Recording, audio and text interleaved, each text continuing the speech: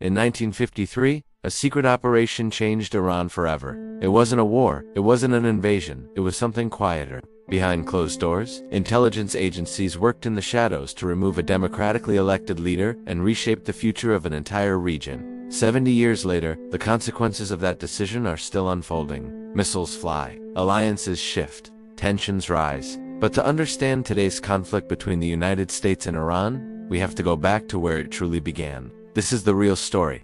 In the early 1950s, Iran was not the Islamic Republic we know today. It was a monarchy ruled by Shah Mohammad Reza Pahlavi. But real political power had shifted to a man named Mohammad Mossadegh, Iran's democratically elected prime minister. Mossadegh made one bold decision that changed everything. He nationalized Iran's oil industry. At the time, British companies controlled most of Iran's oil, and the profits largely flowed out of the country. Mossadegh believed Iran should control its own resources.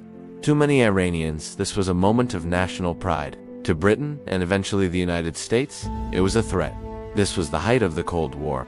Washington feared that instability in Iran could open the door for Soviet influence. So in 1953, the CIA and British intelligence launched a covert operation known as Operation Ajax. Through propaganda, political pressure, and coordinated unrest, Mossadegh was removed from power. New era. #Iran. For the United States, it was a strategic victory. For many Iranians, it was foreign interference in their democracy, and this event planted a seed of distrust that would grow for decades. After the coup, the Shah consolidated power. With strong backing from Washington, he began modernizing Iran. He invested in infrastructure, he expanded education, he strengthened the military. But modernization came with authoritarian control. Political opposition was suppressed. Critics were jailed.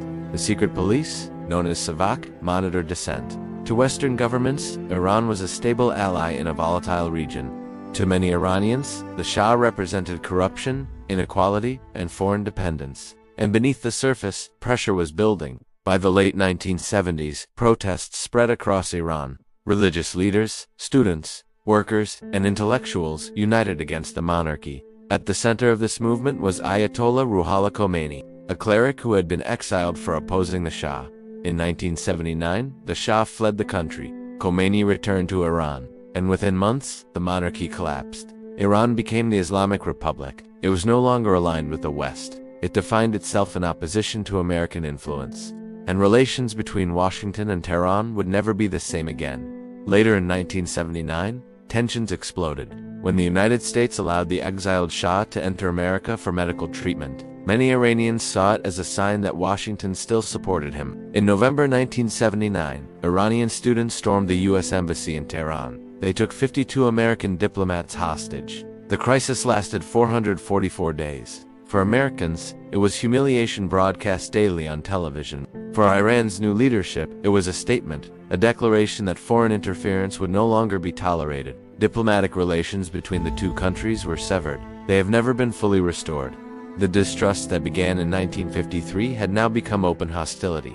In 1980, another devastating chapter began. Iraq, led by Saddam Hussein, invaded Iran. What followed was an 8-year war that killed hundreds of thousands. The United States officially remained neutral, but in practice, it supported Iraq, fearing the spread of Iran's revolutionary ideology. Weapons flowed. Intelligence was shared.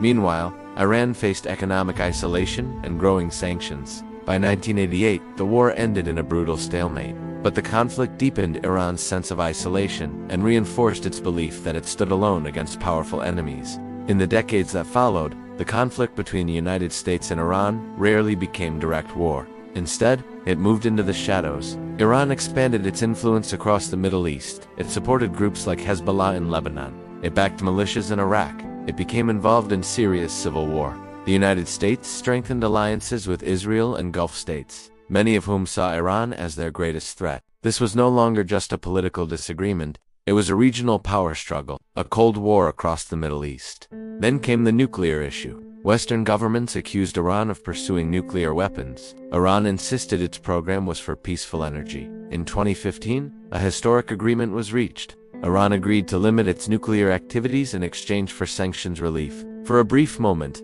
tensions cooled. But in 2018, the United States withdrew from the deal. Sanctions returned. Iran resumed expanding its nuclear capabilities. Trust, once again, collapsed. and the cycle of pressure and retaliation continued. Over the past few years, incidents have multiplied. Missile strikes, cyber operations, proxy clashes, targeted assassinations, each event pushes the region closer to something larger. What we are witnessing today is not sudden. It is the result of decades of unresolved grievances, strategic calculations, and mutual suspicion. From the streets of Tehran in 1953 to the revolution of 1979, to the wars, sanctions, and nuclear standoffs, every chapter built toward this moment. History rarely begins with explosions, it begins with decisions. And sometimes, those decisions echo for generations. The conflict between the United States and Iran is not just about politics. It is about memory, power, identity, and unfinished history. The real question is no longer how this began. The question is, where does it go next?